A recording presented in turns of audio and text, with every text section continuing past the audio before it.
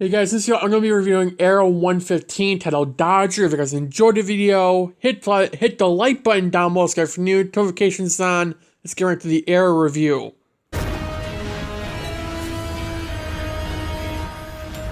So, the episode opened up with a jewelry store robbery going on. There were two guards in the jewelry store. They were obviously working together, because they're supposed to be. One of the guards end up working with the person who's trying to steal from there to get the jewel out. And Dodger was the guy who set all this up. The guard had a bomb bracelet around his neck that Dodger put there to threaten him, saying if he didn't do it, he'd blow his head off. And then Dodger ended up tasing or knocking out the guard that had done all that. And then it went to Oliver training in the bunker. Oliver's going to go after Ken Williams, a guy on the list that Oliver wanted to go after. Felicity stops him from leaving because Felicity starts trying to convince Oliver to not go after Williams since he is a widowed father of a 10-year-old boy. Felicity thinks that Oliver's going to kill him or, harm him. But Oliver said all he's going to do is give Williams a warning, which he did later on in the episode. Felicity walks out after Oliver said he won't go after... after he said he will go after Williams. Frank, not Frank Pike, but a friend of Moira, another Frank, came to visit. He knows about the undertaking, which means he's working with Malcolm and Moira and all of them. Moira tells Frank he wants to get out of the undertaking after what happened with Robert and Walter, so she actually knows what happened to Robert, which we pretty much already knew. Robert confided in Frank to do the same thing Moira is trying to do now, but it never really went through unless it did, and that's why Robert died, probably. The goal was to fix the glaze, not destroy it, which we know notably it will be destroyed, thanks to Malcolm being an idiot. And Moira uses Frank's daughter's death to get him to help her. So he knows the blind spots that he has, obviously. Oliver and Dig go to quickly stop to look for Felicity. She's not in her office. Dig's concerned that Felicity went to the cops. Then Felicity showed up a little bit thereafter. And Ken Williams was given a warning. He wasn't harmed in any way. And we learned that Dodger was the guy who pursued the guard to steal the piece of jewelry from the jewelry store. Oliver wants Felicity to help him track down the Dodger, and she agrees to do so. Which kind of gets away from her only being on the team to help find Walter. But at the same time, it's like there's nothing really she can do right now, right? It's like Barry with Iris and the Still Force. What are you gonna do? There's nothing you can do, right? You're stuck. Obviously, it's not a similar thing because Iris is literally in the Still Force, but the thing is that they don't have powers, right? Oliver isn't a person who can fly or run around real fast or can read minds. I mean, this is in a day and age of Arrow where we didn't have the Flash happen yet. Like, this is that day and age. In Arrow, the only thing that happened was Batman, and that was it. And he was rumored to have happened. That was it. We learned that in Elseworlds. Whether you want to admit it or not. So, Dig wants Oliver. They're at the Big Belly Burger, and Dig said that if Oliver asks McKenna out, he'll ask Carla out, and then Oliver pushes Dig to do it. To ask Carla out. McKenna is a detective that helped Thea, or at least work towards Thea's case with Vertigo and all that, and it's not working in the Dodger case. So Carla and Dig, Oliver, and McKenna end up going on dates late in the episode.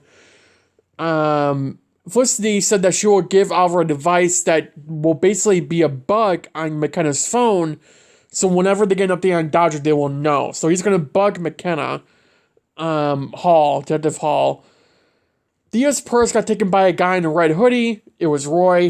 Laurel was there as well. She saw the entire thing, but he got away. Oliver goes to the police department to see McKenna. McKenna got promoted to major crimes, and Alva got the device planted when McKenna wasn't looking. Cass Durency, I think his last name was the guy Dodger was hired by and then killed. That Dodger killed. Thea is looking into the chain off the robber's wallet, okay, Roy's wallet, because she snatched a chain off his wallet. So she's looking into it.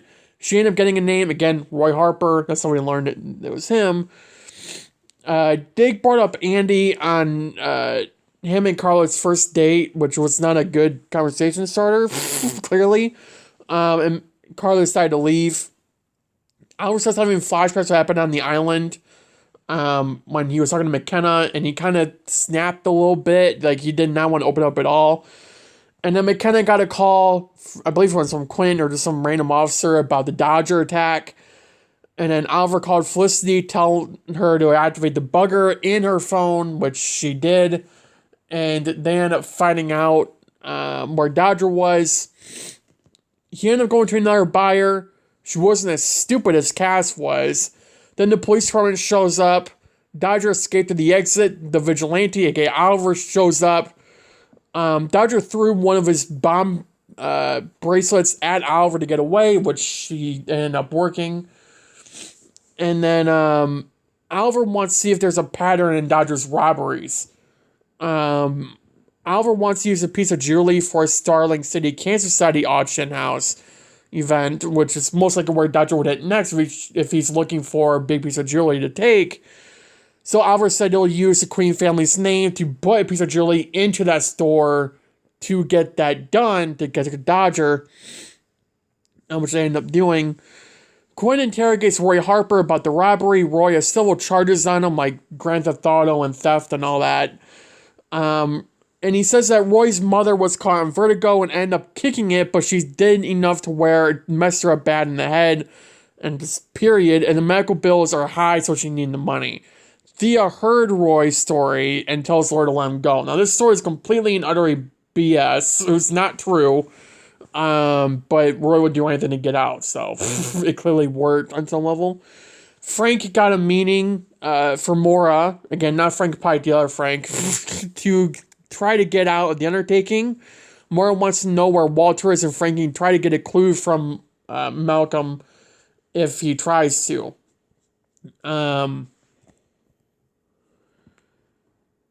Oliver, Dig, and Felicity arrive at the auction house. The police department is there as well. Felicity put a tracker in the jewelry the Queen family donated, at least Oliver did. Dig sees McKenna. Oliver wants to avoid her. Surprise, surprise. Dodger took the Queen family jewelry.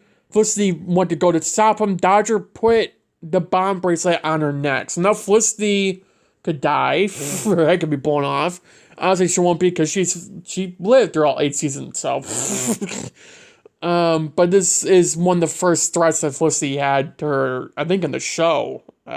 So that's something. Oliver stole a bike. He went after the Dodger. He caught up to him, used an arrow in his vest to slash out the tire of the car. Dodger tells Oliver, he doesn't know it's Oliver, obviously, but tells him not to move or Felicity dies. He severs his nerves to deactivate the collar, which he did. Dig and Carla end up talking about Andy. Thea went to go see Roy, and we learned this is when Roy, lied about the story. Oliver goes to see McKenna, and Quinn asks McKenna to work on tracking down the vigilante with Quinn, which Oliver is there for it, so he knows McKenna will be looking into the vigilante now. Moira ended up being with China White, and she wants to try to kill Malcolm Merlyn to stop all this from escalating anymore. There were some flashbacks. I think it was with a guy that Alfred didn't believe was actually there to help them, so he's most likely dead now. Slade was shot. We saw that earlier. I think in 1014, that's right. 114, I believe we saw that happen where he got shot, so they had to try to get the bullet out and all that. It's a good episode. I understand, in season 5, 6, 7, 8, right? kind of season 3, I guess. I don't really remember season 3 that much, but we were dealing with the main story being a main focus of all seasons, right? But this is the first season, so at its time, it probably worked. I mean, Flash even did that for its first season. Like, they had a main villain. They didn't really bring it up all the entire time. They only just brought it up throughout certain points in time. To where it was pretty much like, side stories, but it was thawing the entire thing, so it worked. With Arrow, we saw Malcolm being brought up. However, it's just a whole thing of how would you end up getting to that point, right? So yeah, it's just, I don't know. I wish we got more of Oliver fighting Dark Archer early and middle in the season, and not completely later on. But I don't mind that he's being mentioned, because I think he should be.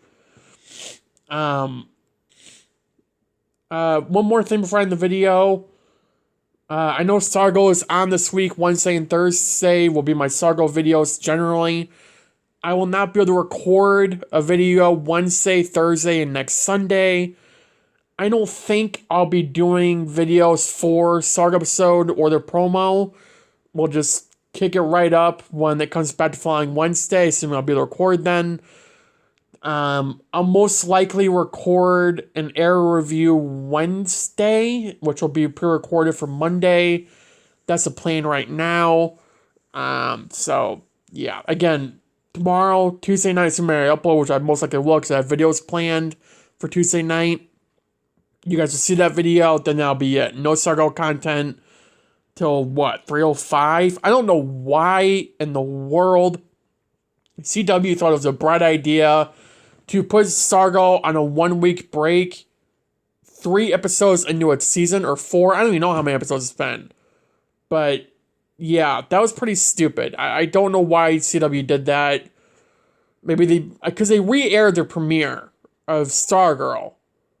I almost said Arrow. They re-aired the premiere of Stargirl.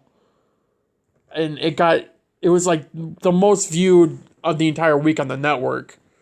I'm assuming just to see if it should be picked up or not. I don't know. But it was rare. We still don't know if Stargirl's even going to get a 4th season. I'd be surprised if it did at this point. Another thing I want to bring up, if you're still watching, is that Mark Pedowitz is out of CW. We learned that today. I don't know what that means for the shows. I mean, Flash will continue airing its final season when it comes back in 2023. Superman and Lois will finish its season 3. I wouldn't be surprised if Superman and Lois and Stargirl end with its current seasons. I can't see Superman and Lois going past season 4, honestly. I couldn't anyways. But especially with the dip in quality in season 2 of Superman and Lois, that was just people not want to watch season 3, because it's just going to be like, why even bother at this point? I'm not going to be watching it. I've already told you guys that several times. But Superman and Lois really doesn't deserve to go past the 4th season. If it's going to be like that again, season 3.